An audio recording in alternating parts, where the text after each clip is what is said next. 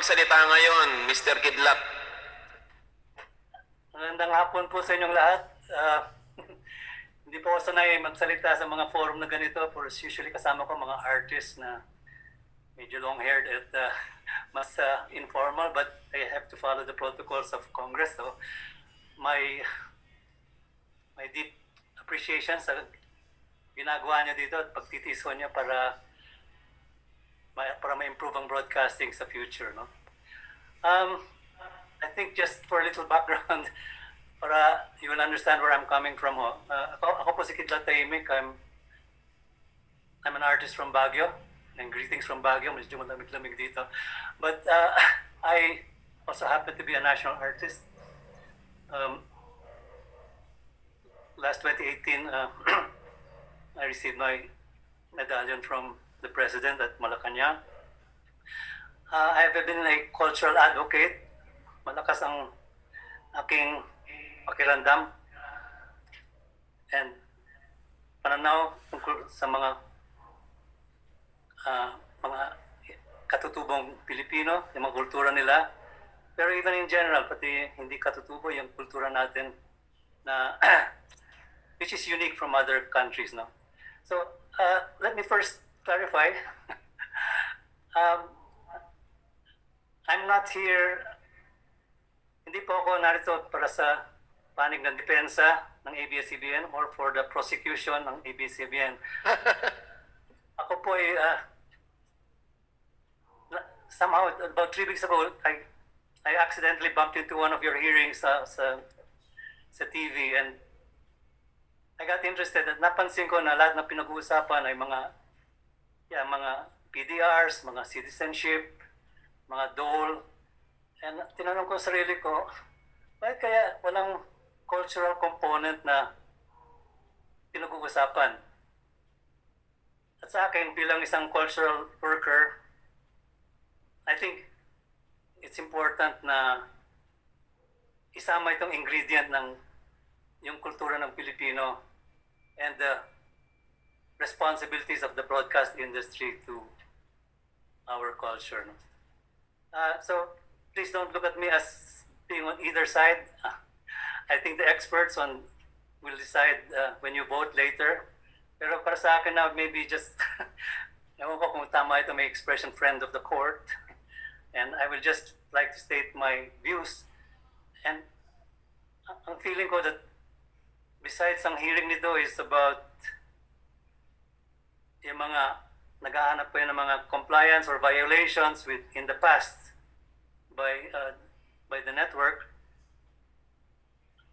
I believe that this is also hearings na in aid of legislation for the future for better franchises in the future. If we're talking about this aid in legislation, then maybe may relevance po yung gusto kong sabihin ngayon, no? Siguro ang tanong ko is, dapat bang franchise renewal ay tinitimbang rin ang mga impact, ang cultural impact ng programming? I'm not calling, all my artist friends will say, baka Kidlat Tahimik is calling for censorship or tighter chains on the kinds of programming. I'm talking, siguro pinag-usapan ko lang dito ang balance, a call for balance, kasi commercial considerations ang pinakamalakas at nag-monopolize the choice ng programs, no? Let me give a little background as I see our industry, our broadcast industry. Alam mo nyo, I think there are 3 main broadcasting systems. Yung after World War II, when America was helping Europe regain after the war, they were offering Marshall Aid. Yung Marshall Aid was offering ways to help industry go back. And one of the offerings of the Marshall Plan was to help build a broadcast industry. Ngayon, this commercial broadcasting system was perfected and tried in America, no? kasi wala silang gera, they were able to first create the technology, the television tube, then manufacture it, tapos nakalat sa mga millions of households, kaya naging very potent mass media ito, no? So this was the model that was being offered to the Europeans through the Marshall Plan. Pero sabi muna ng mga, I think this is where may nagpreno, ang culture minister. Tayo wala tayong Ministry of Culture dito sa Pilipinas. And I think, sorry na lang, I would advocate for that. Pero I think our country has copied the American model in general. So kung walang Culture of Ministry, Ministry of Culture ang America or Department of Culture, gano'n rin tayo, no? So maybe in the absence of that, we have NCCA and other cultural, but it is different to have a culture ministry. Anyway, in relationship to this application, na baka maglagay sila ng commercial broadcasting, ang most of the ministers of culture said, teka muna, are we going to let Coca-Cola or Colgate or Ford Motors decide what images will be seen by our children, by our public? And they said, teka muna, we cannot leave it to them. So they opted for another kind. No? The other extreme of this commercial broadcasting system, where there's a lot of freedom, and meron mga broad limitations, which maybe like what the MTRCB has to warn people kung sumusobra sila. I remember I think when I was in college, I think we copied some of the censorship criteria ng American. Maybe some of you remember na dati kung one breast exposure pwede pa, pero kung 2 breast exposures, naku, bawal na yan. But these are kinds of censorships that are based on measurable things, no, mga technicalities. But anyway, yung censorship naman, the other model is the state-controlled television, as in the communist countries. And doon talagang total censorship, and you don't have even a little iota of freedom to do what freedom. Now, between these two extremes, sabi ng mga ministers of culture, teka muna, let's not give the power to the commercial sponsors, and let us not give it totally to the government, who can perpetuate itself in power. Nakahanap sila ng middle ground, and it's called the autonomous broadcasting system. And best example is BBC, no? And who's to say BBC is boring or shallow? BBC is a very good model. Pero ito, all the programming, the budgets for programming and for running they come from yung taxes on TV sets. Every time a receiver is sold, merong tax yun. And I think every year, pagka naka-register yung TV mo, as long as it's operating, you pay taxes. So ito, nagkakaroon ng budget to support autonomous programming. That is hindi beholden sa sponsors, commercial sponsors, hindi rin beholden sa gobyerno. But it has a mandate to give wholesome entertainment, to inform, and to enrich the culture of the people. I mentioned this lang kasi maybe now we can understand why we are having this hearing today, no? Na siguro, when commercial broadcasting has its own momentum, maybe there are questions of what is the impact of this kind of broadcasting on sa kapanan ng mga Pilipino, no? Okay, yung unang, just to get to where I am, no? Yung unang head ng BBC, and BBC nga was done on a non-commercial basis. Pero I think in the 1950s, nagkaroon na ng possibility na magkaroon ng commercial broadcasting, yung ITV yata yun. Anyway, he fought this kasi alam niya, malakas ang influensya ng the money that feeds you, no? It might be extreme, but anyway, his name was Lord John Reith, yung unang head ng BBC, and sabi niya, somebody introduced Christianity to England, and somebody introduced smallpox, bubonic plague, and the Black Death. Wala pang COVID noon, pero siguro dapat kasama yon. Need we be ashamed of the moral and cultural values or the intellectual and ethical objectives which are now at stake if we leave everything to sponsored broadcasting? In a way, I think he was explaining kung ano baka ang magiging problema when advertising revenue is the only criterion or the main criterion for what is televised. Okay, sa Filipinas, I think we chose the American model, not only because we were colonized, but after the war, we were given independence on July 4, 1946, although we had gotten our independence before. Pero yung American model na yun, and I think it was the auto broadcasting system of Antonio Quirino, no? Who is the brother of the former president. They started it and naging commercial ang basis ng broadcasting dito sa Pilipinas. Ito sinundan rin ni Uncle Bob. You all remember Uncle Bob Stewart sa Channel 7. Again, also that firmed up our situation as a commercial broadcasting system. Okay, if I can bring up the question, why is cultural relevance important?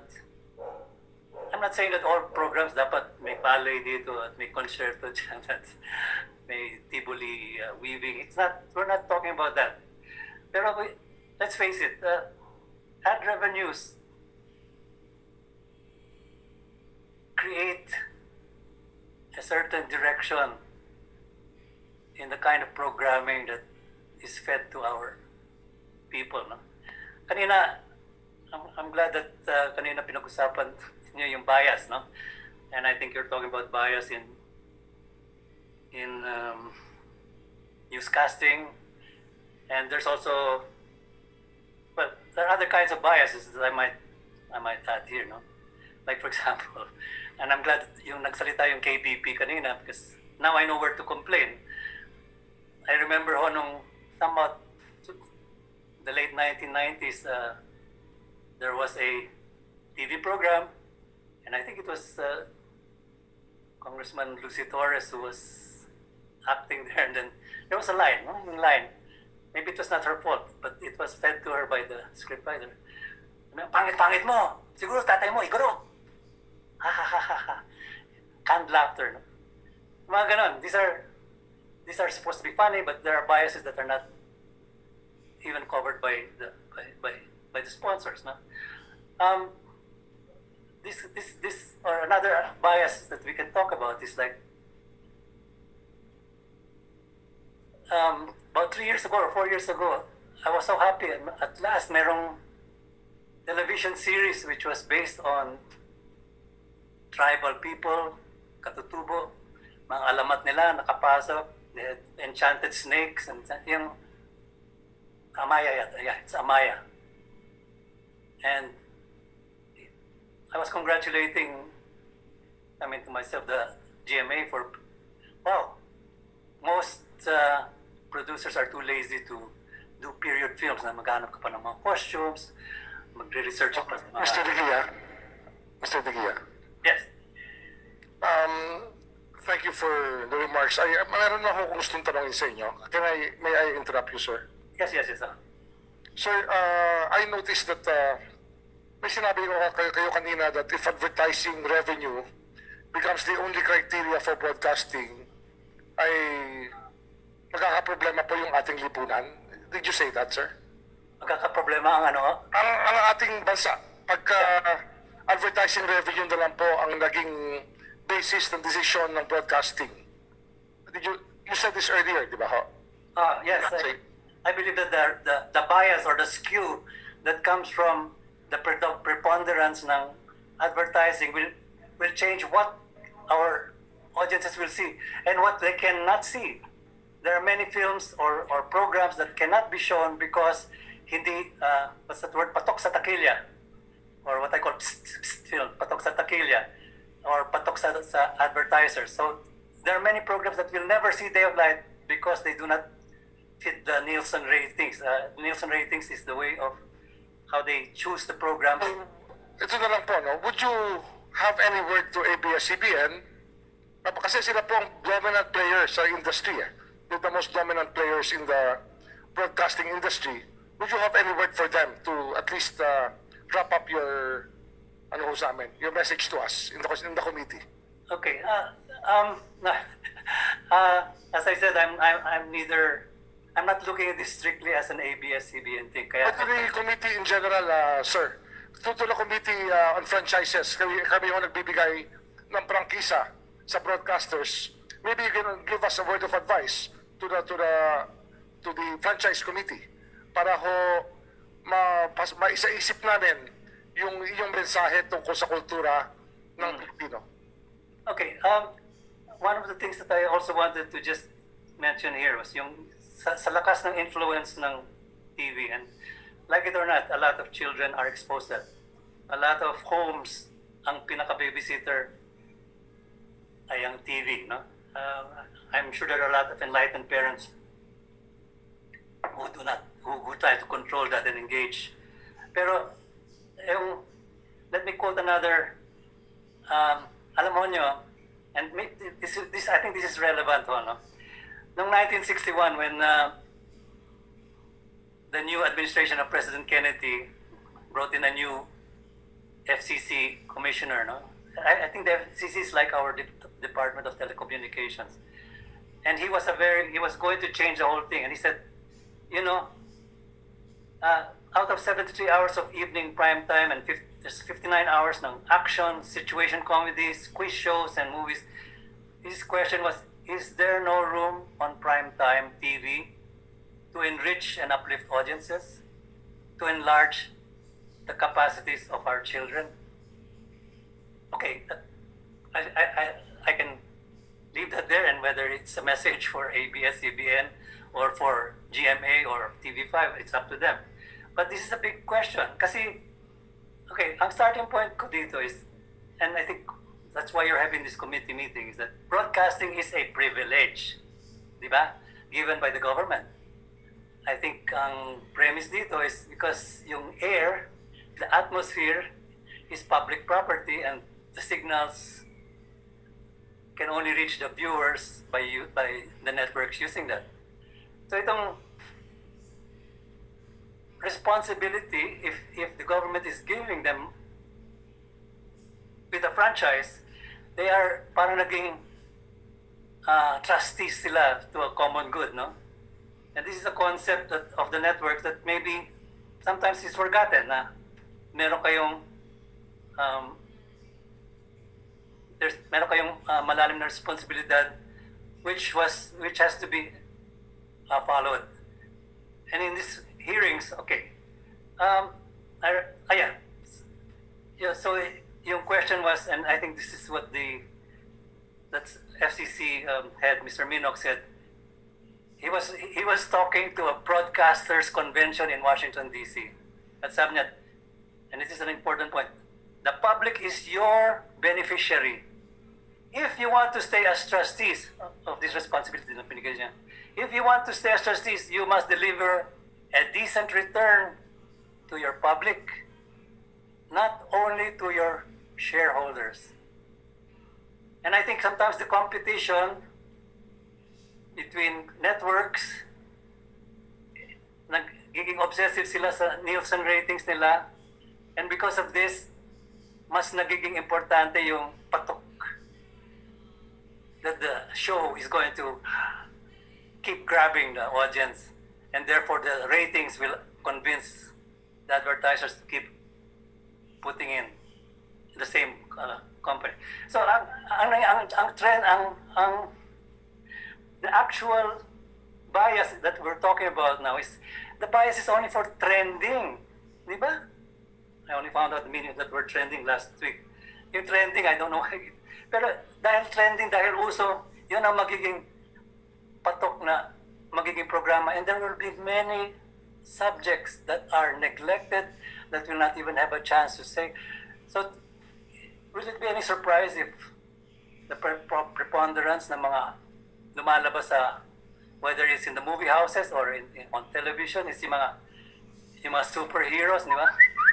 I mean, somehow, yung kabataan natin are all interested in Spider-Man and Wonder Woman and Superman, pero wala na silang nalalaman tungkol sa kadakilaan ni Andres Bonifacio or yung katalinohan ni Emilio Jacinto. This is a bias that pushes them out. Maybe our advertisers are patriotic and nobody really thinks, I don't want to hear Bonifacio. No, maybe they just, teka muna, the cost revenue per peso I invest by showing instead the X-Men or any major hero will be better than if I show Marilu Diaz-Abaya's Rizal film. This is the kind of biases that I think are unseen, but if a real content analysis done of our shows will show. No? Okay, I want to come to a closing, and maybe I will try to. Napansin ko sa last 10 sessions nyo, you've been looking for violations. But if I look at my cultural criteria, and I want to bring it up, well, sabi ng KBP kanina, they can take complaints. But for example, if I would complain that Amaya was such a great adventure and to take a risk, no? But if I say, teka muna, but why is Amaya, who is the princess of that village or of that people, bakit siya yung, I don't know, what's her name? Marian something. But she's the queen of skin whitening lotions, no? What is the subliminal message of that to all our kayumanggi Filipinas when they see that, wow, kailangan palagi yung pinakabida is somebody who is like them. Now, these are the kinds of things that maybe can I come to somewhere where if I am talking to the committee in terms of future legislation, no? In aid of legislation, I think be aware of this strength of this bias, no? And how can we balance it? Can we have another agency that will try to say, teka muna, sobrang dito on this time, or you have to bring in a cultural balance, whatever. Or another possibility is that maybe whatever you vote today, I know that the honorable congressmen and women are wanting to come to conclusion to this, no? But whatever you vote, I think I would like to throw a seed to be planted. I think we cannot go on like this forever. Di ba? COVID, everybody says after the post-COVID, we cannot go back to normal. We cannot go back to what it was before. And maybe it's a blessing that your hearings are during these COVID times, because meron tayong mahahanap na pwede pang improve, pwede pang pagbutihan para our television industry will be truly in the service of the Filipino and the Filipino culture. So, without throwing out any darts at any of the particular stations, let me just say that my appeal is we cannot take for granted the impact of television. The television set is not like a microwave or a mixer or a washing machine. It's a very proactive machine that, well, you can use some word like brainwash, or it cajoles us to be good consumers. It makes us believe in certain ideologies. but we must make sure that it is really in the service of the people, that it is in the service of our future generations. I want to close this little thing. Let me just give you a last minute. This is my bamboo camera. It's a symbol of, it's a metaphor for telling the local story, yung local POV. I think a lot of our programs are patterned after the programs na yung magpapatok, which come from abroad. No? But unless we take and tell our storytelling with our cultural filters, I think we will just be copycat, if we just remain as copycats of foreign programming, because kikita, ang biktima dito is going to be the Filipino people. So, this is a fish trap. I made it into a camera. I think some of you saw me when I received my award from President Duterte. I had a selfie with this camera. But please remember this visual. It's a symbol of letting our networks serve the Filipino people in a much deeper way. Ito nga. I'm hoping one day, last night, one day, I can give an award to one network who probably has met the criteria of serving and having programming content that is really tumatama sa kaloob-looban ng Pilipino. So, maraming salamat po. Smile, you're in bamboo camera. Smile. Oh, salamat po. Thank you, Mr. Eric De Guia, aka